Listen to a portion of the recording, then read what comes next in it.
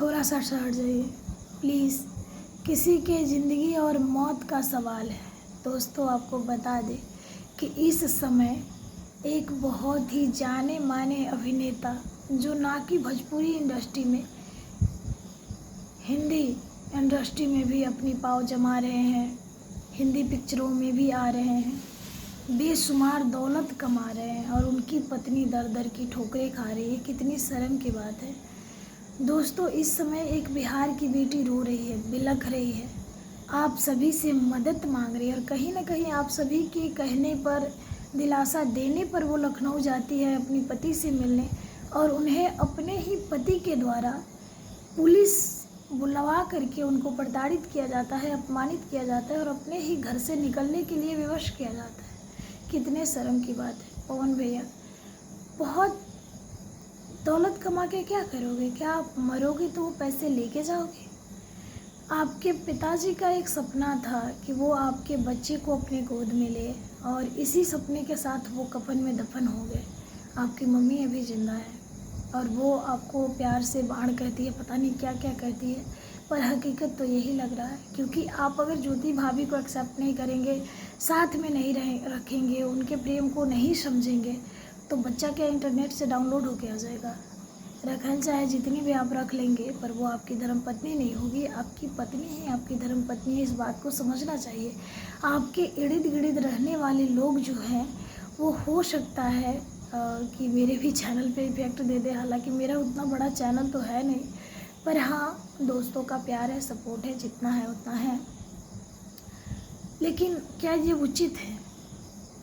मैं आपको या किसी को टारगेट नहीं करती, बस मैं समाज से कहना चाहती हूँ कि मरने के बाद आप लोग पता नहीं कैसा जुलूस निकालोगे, राजनीति करोगे, कई नेता, अभिनेता, कई अभिनेत्रियाँ उभर के आएंगी।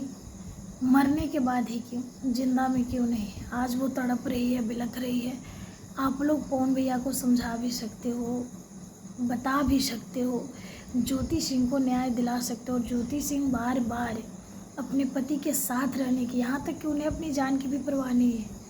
पति मार भी डाले तो भी चलेगा, पर साथ में रख ले। उनकी मानसिकता कुछ इस तरह की है, वो इस कदर प्रेम में दीवानी है। तो प्लीज़ आप सभी, जब तक वो ज़िंदा है तब तक ही सपोर्ट कर दिया। और ऑलरेडी पवन भैया की 2 पत्नियां मर चुकी है, तीसरी शादी अक्षरा सिंह को उन्होंने छोड़ दिया, ये जग जाहिर है। तो मतलब ये चौथी हो गई है ना, ये चौथी हो गई। अब अगर ये गई तो कोई भी बाप अपनी बेटी को आपको नहीं देगा पवन भैया। हाँ, कोई ऐसा दे सकता है जो पैसे का भूखिया हो, जो आपसे पैसे लेगा और अपनी बेटी को आपके ऊपर बलि चढ़ा देगा, ले जा और मार डाल, ऐसे ही ना। मतलब आपको देख के यही लगता है, लोगों का रिस्पेक्ट धीरे धीरे आपके लिए ख़त्म होता जा रहा है। आप एक तरीके से बर्बाद हो रहे हो। पैसे का कोई मोल नहीं है पवन भैया, पैसे लेके जाना नहीं है। पैसा बस यहाँ पर एक साधन है सुखी रहने, शरीर को सुख देने के लिए। आत्मा को सुख तभी मिलता है जब परमात्मा चाहते हैं। और पत्नी ग्रह लक्ष्मी होती है, और लक्ष्मी ही इतनी दुखी है, दर दर की ठोकरें खा रही है। सब लोग क्या कहते हैं, पवन सिंह की पत्नी रो रही है, पवन सिंह की पत्नी को इसने ये कहा। आपकी इज्जत को मीडिया वाले उछाल रहे हैं। धर्म पत्नी है वो, आपकी प्रेम करती हैं। प्लीज़ उन्हें एक्सेप्ट करें, और जो आपके माँ बाप का सपना है वो पूरा करें, उन्हें एक बच्चा दें, और खुद भी पिता होने का सुख अनुभव करें, और अपनी पत्नी को माँ होने का सौभाग्य दें। एक पति पत्नी के बीच में बहुत सारी मिसअंडरस्टैंडिंग होती है, बहुत सारे झगड़े होते हैं, पर उसे सॉल्व करने से ही होते हैं ना। 1 साल, 2 साल, 7 साल से जिसने आपका राह देखा है, कभी तो उनके क्या बोलते हैं, इंतज़ार का वक्त ख़त्म कीजिए। अब बहुत हो गया ये सारी चीज़ें। मान लीजिए कि अगर आपकी नज़र में ज्योति सिंह गलत है तो गलत है, पर उनको एक्सेप्ट कीजिए। और बाकी जनता जनार्दन से भी हमारी विनती रहेगी कि इस वीडियो को अगर आप लोगों को अच्छा लगा हो, हमारी बात रखने का तरीका और हमारी बात अगर सही हो, तो प्लीज़ आप लोग लाइक, कमेंट, शेयर, सब्सक्राइब ज़रूर करें। कोशिश करें कि हमारी यह वीडियो पवन भैया तक पहुँचे, और पवन भैया इस बात को समझिए। आपके इर्द गिर्द रहने वाले भैया लोग कितने दिन आपके साथ रहेंगे?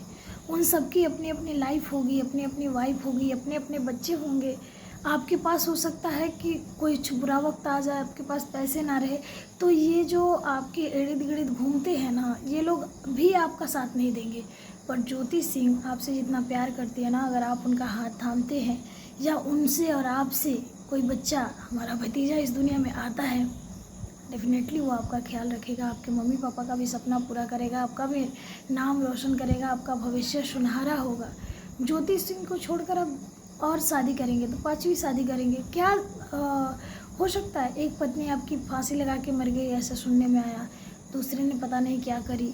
अक्षरा सिंह को तो आपने देश तो नाबूद करके वैसे ही छोड़ दिया, अभी ज्योति सिंह को इतना दर दर की ठोकरें खिला रहे हैं, फिर दूसरे से शादी करेंगे तो हो सकता है कि वो ज्योति सिंह से, अक्षरा सिंह से, नीलम सिंह से और बाकी एक और आपकी पत्नी है, गुमनाम पता नहीं पत्नी है थी या क्या थी, तो ऐसा लोग कहते हैं, मुझे कंफर्म उनके बारे में पता नहीं, तो वो थी, उन सब से गलत मिल जाए तो आप क्या करेंगे?